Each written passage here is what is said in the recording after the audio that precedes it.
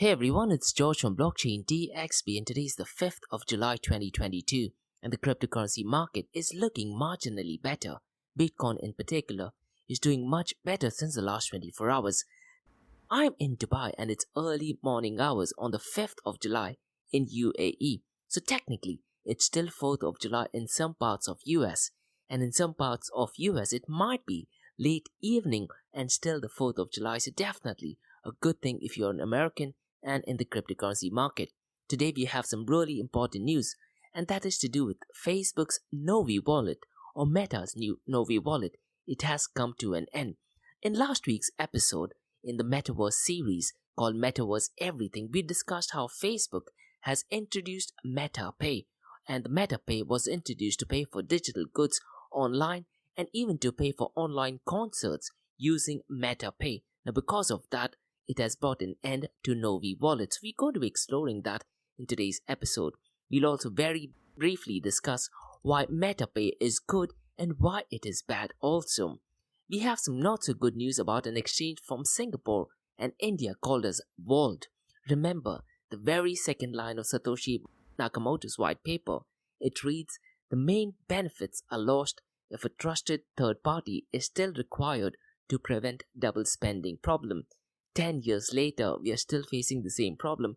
Andreas Antonopoulos' quote of not your keys, not your coin is extremely relevant and looks like the impact of Terra Luna's collapse has had an impact on the cryptocurrency exchange which is operating in Singapore and in India. So we're going to be exploring that also.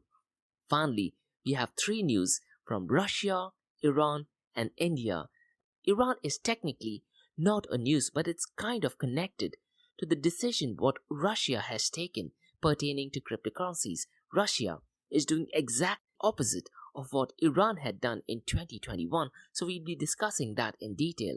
And India's hate on cryptocurrency definitely continues, so we'll be talking about that.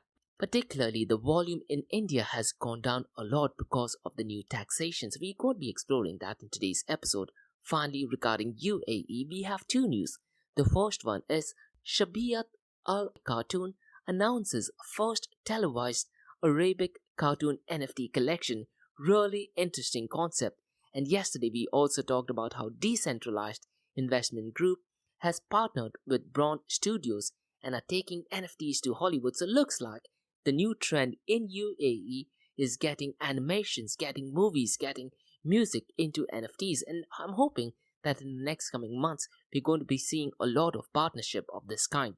The second news is DMCC reports its best ever H1 performance. Now, was cryptocurrency responsible for that? We're going to be exploring that because in DMCC, we have two crypto-related projects. One is Crypto Center and Crypto Valley, something which we have covered quite often in the past, going back to 2020 and 2021. So welcome everyone, it's 8 AM, you're in Dubai, you're listening to Crypto and Coffee at 8, where we cover top news and information pertaining to Bitcoin, blockchain, beyond blockchain, cryptocurrencies, NFTs, DeFi, and lately Metaverse as well. How the series of episodes under Crypto and Coffee at 8 works is, we usually cover some top news and information pertaining to the price of cryptocurrencies, some major breaking news, occasionally short and sweet news as well. The other two news and information is related to Dubai, UAE and Middle East, the world of Bitcoin, blockchain, beyond blockchain, cryptocurrencies, NFTs, DeFi and Metaverse. This is followed by Ask Me Anything series where you listeners can ask any questions from the cryptocurrency world. Every Fridays at 8 AM Gulf Standard Time, we have an episode called Metaverse Everything where we solely focus on Metaverse, so please check out those episodes as well. The format for Metaverse Everything podcast is completely different. And what I tend to do is I tend to publish a weekly report on my LinkedIn profile. My LinkedIn profile is in the show notes below. Alternatively, you can also go to Medium page and type in blockchain DXB. So let's kickstart today's episode. Today is the 5th of July and the numbers look marginally better. The global crypto market is currently at $908 billion, still $100 billion away from $1 trillion. Since the last 24 hours, it has increased by 3.86%. The total crypto market volume has marginally increased, but to be honest, it is still extremely low. the total crypto market volume over the last 24 hours is $51.91 billion. I was really hoping it to maybe be $100 billion or $120 billion, even $120 billion. It would have just been okay, but $51.91 billion is not at all good. Since the last 24 hours though, it has increased by 32.11%. The total volume on DeFi is currently at $5.04 billion. DeFi looks to be dead, especially since last quarter of 2021, and yesterday's DeFi volume probably might have just been the lowest that I might have noticed. DeFi accounts for 9.70% of the total crypto market 24-hour volume. The volume of the stablecoins is at $47.14 billion, still extremely low. And stablecoin accounts for 90.81% of the total crypto market 24-hour volume. If you look at the matrix, guys, it is extremely basic and simple. If the total crypto market volume has increased, and if the price of Bitcoin in particular has increased, but everything else is same, it just means that people are buying more Bitcoin. And that's literally, if you look at the coin market cap, you can look at the price of Bitcoin. The king of all kings has gone up by 4.75% since the last 24 hours, and it is currently at $20,221. Since the last 7 days though, it is down by 2.91%.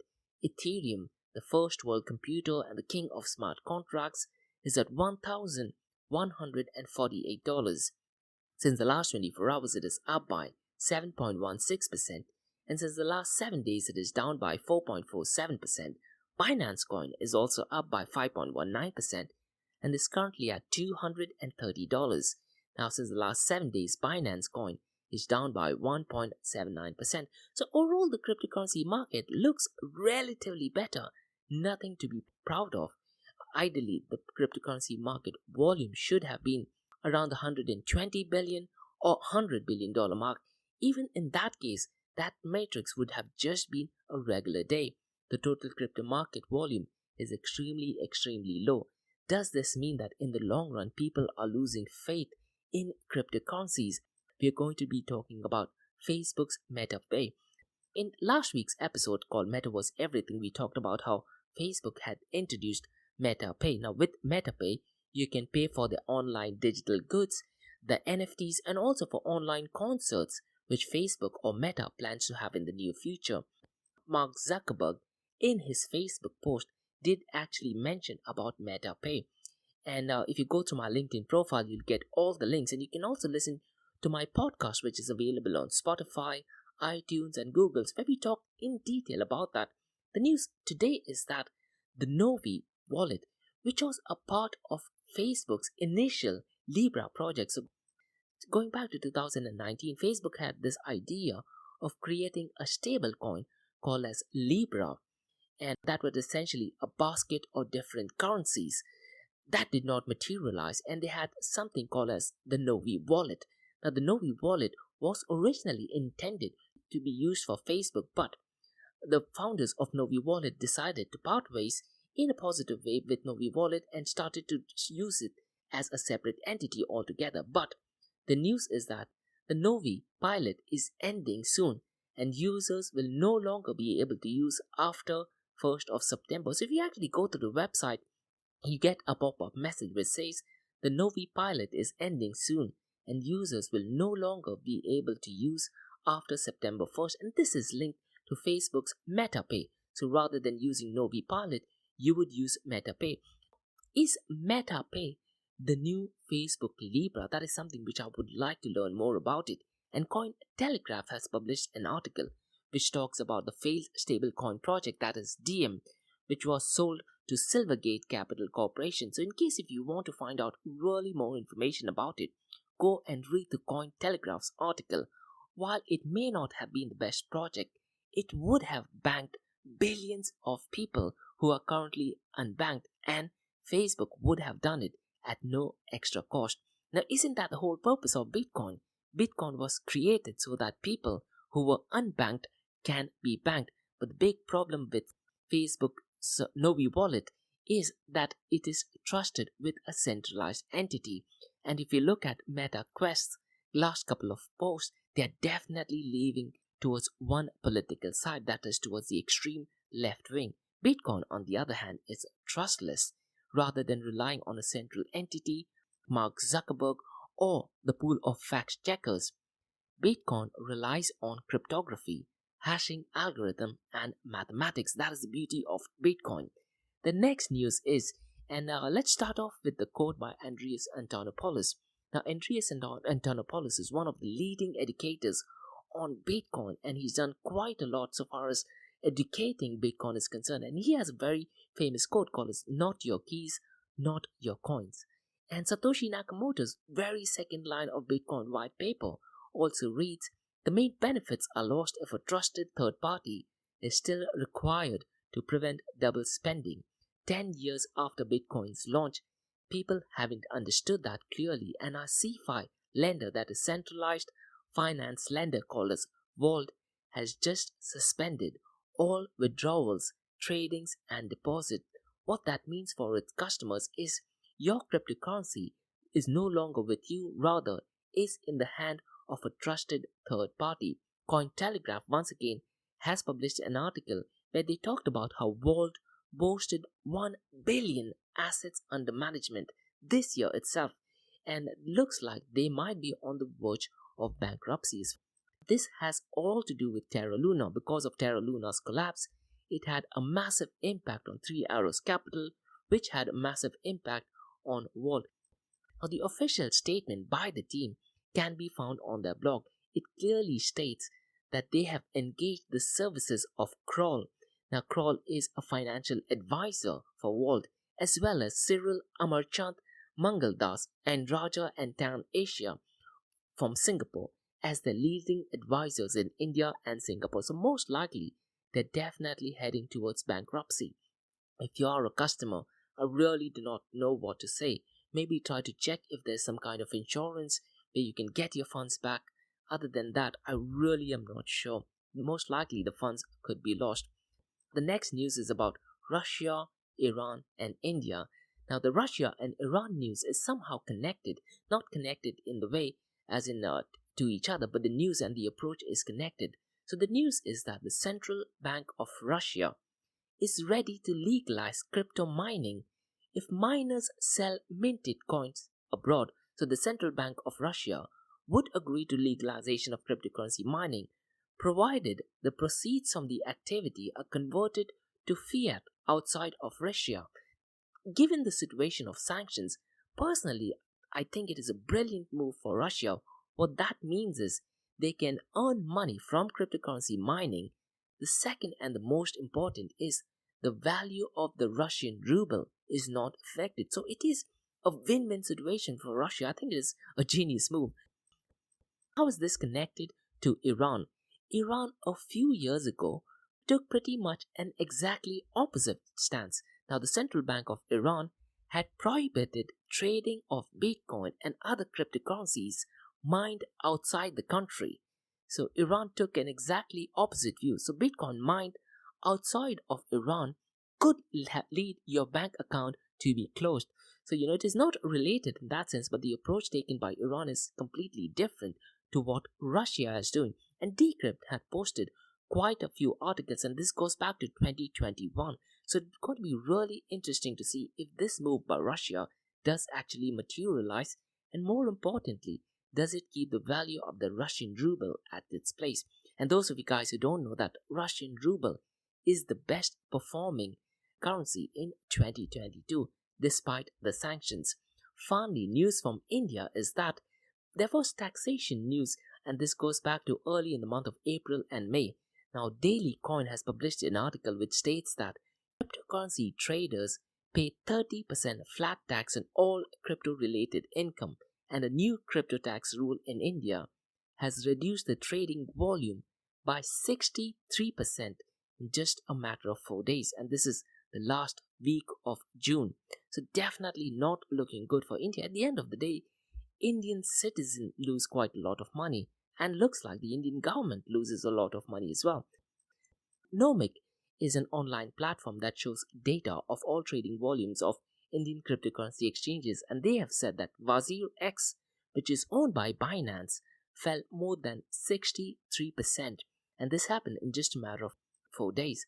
Coin DCX, their volume fell down by 20%. So India definitely has more of a hate relationship with cryptocurrencies. And in yesterday's podcast, we talked about how they are focusing more on introducing central bank digital currencies. And just a reminder, guys, on the 8th of this month, I have a session on central bank digital currencies where I talk about the basics of central bank digital currencies, the history, what the other countries are working on, the different types of central bank digital currencies, the threats to freedom, and I'm also going to be comparing it with Bitcoin. And finally, we're also going to be looking at how does it work in the metaverse. Now let's move on to news from UAE. So the first news from UAE is Shaabiat Al Cartoon announces first televised Arabic cartoon NFT collection.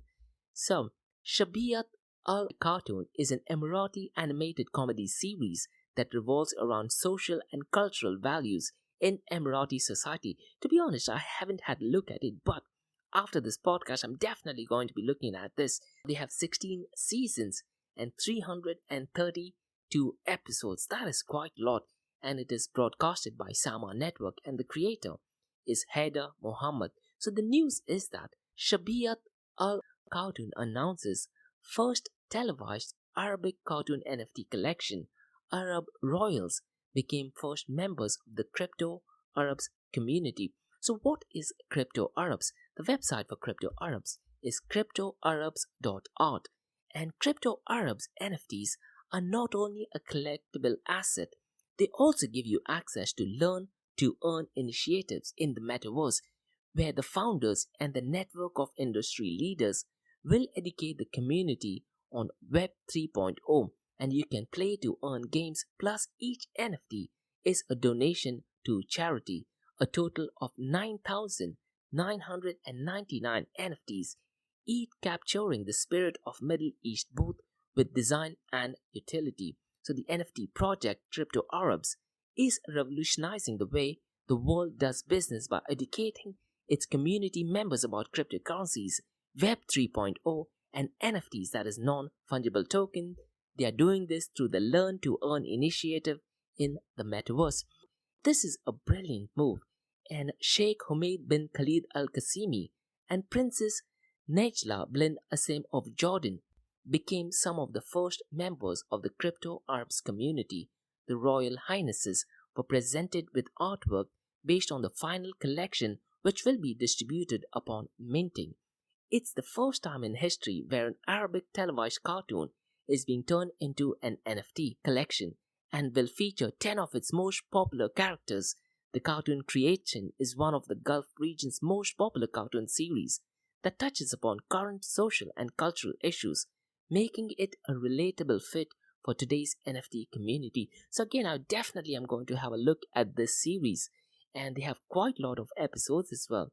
With this Learn to Earn, individuals can become part of the Crypto Arabs community by purchasing an NFT, which will not only give them a collectible piece of artwork recorded on the blockchain as a unique NFT, but also access to a host of benefits built around the three main pillars, that is education, entertainment, and charity. So definitely a brilliant move. Members will benefit from monthly masterclass and question and answer session in an oasis which will be built in the sandbox metaverse. So the advisors will guide members on how to navigate the world of crypto, staking, GameFi, NFTs, DeFi, and much more. With each masterclass community members complete, they will be rewarded with partner tokens. So this might be a massive hit, especially among the Emirati community. The good thing is, a percentage of the earnings of the collections will also go to Rashid's Center for People of Determination, reflecting the true ethos of Crypto Arabs. So definitely a great cause. At this point of time, it is unclear as to which blockchain platform is being used. Definitely a great idea for marketing, getting people involved in NFT and blockchain. More importantly, educating the people and getting them involved. This is such a brilliant move. The next news is about DMCC, that is Dubai Multi Commodities Centre. The news is that DMCC has recorded the best ever H1 performance. This is the first half of the year. Has cryptocurrency got to do anything with it? We will discuss because DMCC has Crypto Center, two of the biggest names in Dubai so far as cryptocurrency is concerned. But let's quickly look at a bit of information about DMCC. Dubai Multi Commodities Centre was established in 2002 by the government of Dubai to provide the physical, market and financial infrastructure required to establish a hub for global commodities trade, and it has been named 7 times as the Global Free Zone of the Year, according to the Financial Times. Ahmad bin Suleiman is the executive chairman and the chief executive officer of DMCC. I follow him on LinkedIn and he's very active on LinkedIn. He constantly updates at least 3 to 4 times in a day. I really am not sure if he's the one who's updating it, but based on the language, definitely looks like he's the one because it is very friendly and he's quite open about what is going on in terms of the gold market, in terms of what is going on in cryptocurrency. The language is extremely friendly, but I don't understand how he gets so much time because he's the CEO and he's an extremely busy person. He meets presidents of different countries. He constantly provides updates, so a lot of respect for that. Now the news is that DMCC reports its best ever H1 performance. They have registered 1,469 new companies in the first half of 2022, strongest H1 performance since its inception in 2 decades. Solid demand from international markets including Europe, China and India, and the growth is driven by strong commodities trade performance, continued appetite for the DMCC Crypto Center, and the ease of setting up and doing business at DMCC. The performance follows record-breaking 2021, which DMCC attracted 2,485 companies, and DMCC's Crypto Center is located in Almas Tower, which is in JLT. DMCC essentially has 2 projects called as Crypto Center and Crypto Valley. So I'm quickly going to talk to you guys about what Crypto Center is. The Crypto Center is building the UAE's leading ecosystem for cryptographic, blockchain and distributed ledger technology and championing cryptographic and blockchain technologies in Dubai. They offer world-class services and infrastructure for crypto investors, innovators, and entrepreneurs. All the news that you see about companies moving from China, moving from Singapore, moving from other countries to UAE, they are all getting registered in Crypto Center. They're either getting registered in Crypto Center, which is DMCC, or in World Trade Center. But I would say 80 to 90% of them are registering in Crypto Center. It is the world's #1 business hub, zero tax, 100% foreign ownership, and a network of 20,000 companies. And they also have different options, that is 1 year, 2 year, 3 year residential visas. DMCC also in 2021 launched Crypto Valley to champion cryptographic and blockchain technologies in Dubai. So it has essentially signed a partnership with Switzerland-based investment company called CVVV. So Crypto Valley is more like an association, and that's where they try to have a lot of networking. That's what I would assume. Now let me try to give out some more numbers so far as the cryptocurrency registration and DMCC is concerned. So I've got the information via Media Office, which is the official government website, and they have published that the world's flagship free zone and Government of Dubai Authority on Commodities Trade and Enterprise has reported its best ever performance in the first half of its year, registering 1,469 new companies in the first 6 months of 2022. This represents a 19% increase over the same period last year. In June alone, DMCC welcomed 323 new businesses to its free zone and business district, the best monthly performance since its inception, following on from the record-breaking 2021, in which DMCC attracted 2,485 new members. DMCC is currently home to 21,000 businesses, and DMCC is known for advancing crypto technologies in Dubai as a comprehensive ecosystem for the development and operation of blockchain and other cryptographic technologies, the DMCC Crypto Center has seen a significant interest in its launch in mid-2021.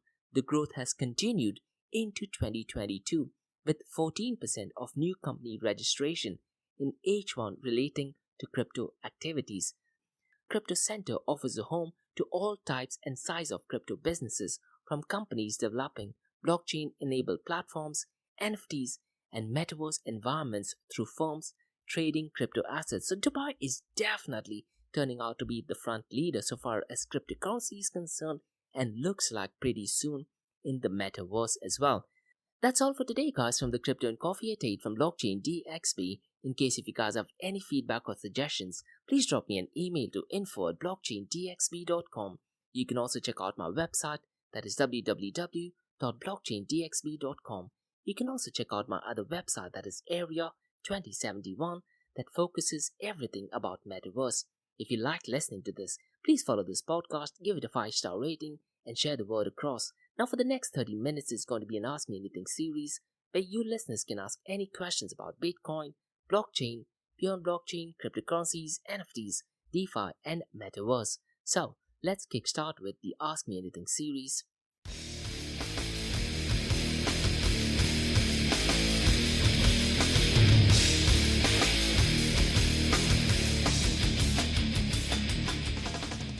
Hey everyone, it's George from Blockchain DXB. You're listening to the Ask Me Anything series where you listeners can ask any questions about Bitcoin, blockchain, beyond blockchain, cryptocurrencies, NFTs, DeFi, and Metaverse. Remember, Monday to Thursdays, 8 a.m. to 8:30 a.m. we have Crypto and Coffee at 8, where we cover top news and information pertaining to Bitcoin, blockchain, beyond blockchain, cryptocurrencies, NFTs, DeFi, and Metaverse. This is followed by 2 news and information related to Dubai, UAE, and Middle East in the world of cryptocurrencies. What you're listening to right now is the Ask Me Anything series where you listeners can ask any questions about Bitcoin, blockchain, beyond blockchain, cryptocurrencies, NFTs, DeFi, and Metaverse. I have a question by Abdul who asks, what Metaverse platforms would you recommend we should keep an eye on? Abdul, to be completely honest, we are at a very, very early stage. Metaverse will be in full fruition maybe 5 to a decade's time from now. So we are not going to see anything of the true sense of Metaverse at least 5 years from now, based on what Mark Zuckerberg has said in his interviews. Overall, if you look at all the 5 senses in the Metaverse, that is sight, hear, touch, taste, and smell, I think in a decade's time is when you would be in a full fruition of Metaverse. But currently, you may want to follow Facebook, that is Meta, because they are an early adopter and a massive player in Metaverse. One of the biggest advantage Meta or Facebook has is the number of users. Transitioning them into Metaverse would be extremely easy. They may also make it compulsory for users to switch on to Meta without giving them any option. Does this mean that Meta would succeed in the Metaverse journey? Definitely don't think so, because the idealistic time frame is 10 years from now. So there are other projects or companies. Now, to answer your question, what platforms you would want to keep an eye on? Metaverse or Meta is a platform. There's also Decentraland Sandbox. Now, to be completely honest, Abdul, I am not at all a fan of Decentraland and Sandbox, and the answer is pretty simple. The visual effects are absolutely horrendous. It looks like going back to 1990s. Again, they do have a lot of users and a lot of mainstream companies such as Nike, Adidas, Puma. They have invested heavily. Even KPMG last week we talked about is heavily invested in the Sandbox. So Decentraland and Sandbox are some of the platforms that you may want to keep an eye on. Meta is another platform that you may want to keep an eye on. Personally, I am keeping an eye on Nvidia. Now, Nvidia is not a platform, but what they do is they do the backend. They take care of the hardware, the software, and the AI from a technological point of view. That is what I'm keeping a track on to check the changes in Metaverse. We need to know something that customers who are attending the Metaverse needs to have a wow experience, not an ordinary experience. If you go to Decentraland and Sandbox, the user experience is absolutely horrendous. The graphics, the images is absolutely rubbish. It's worse than 1990s. That being said, artists like Snoop Dogg, Eminem, they are performing over there, so that does get a lot of traction and momentum. Another one, Abdul, which I would recommend you to keep an eye on, is a platform called Roblox. Roblox is mostly used in USA. It is an online gaming platform, I believe. Game creation system is developed by a corporation called Roblox Corporation. Now, what Roblox does is it allows users to program games and play games created by other users. They are getting a lot of traction and momentum, especially since the last quarter of 2021. If I'm not mistaken, the value of Roblox is somewhere around 60 odd billion dollars. So it is a massive company. It does not necessarily form or fall into metaverse. It is more of an online community, but they can easily transition to metaverse. And if they do, they could be a game changer. Another company, Abdul, if I would be keeping a track on, is Apple. What if Apple decides to get into metaverse? That would be absolutely massive. Samsung did touch on Gear VR, one of the headset which I used, and I think it was absolutely brilliant. So Samsung had this VR headset. It was called as Gear VR. They had a tie-up with Oculus, and the tie-up, I believe, if I'm not mistaken, was only for 4 years. And Facebook purchased Oculus, because of which you can't use Samsung anymore. So essentially, the VR headset is completely useless. But if Samsung tries to build something on Metaverse, which they have already done, and I think the user experience and the feedback was excellent, that would be another company or platform that I would really want to follow. There was also an app, I believe, in Gear VR. Now, what that app, Abdul, was, you could actually stand on the Google street. So imagine putting the headset and you could literally stand, and the feeling was so realistic. It was 360 degrees, so you can literally see on and around, and you could, it was just an image.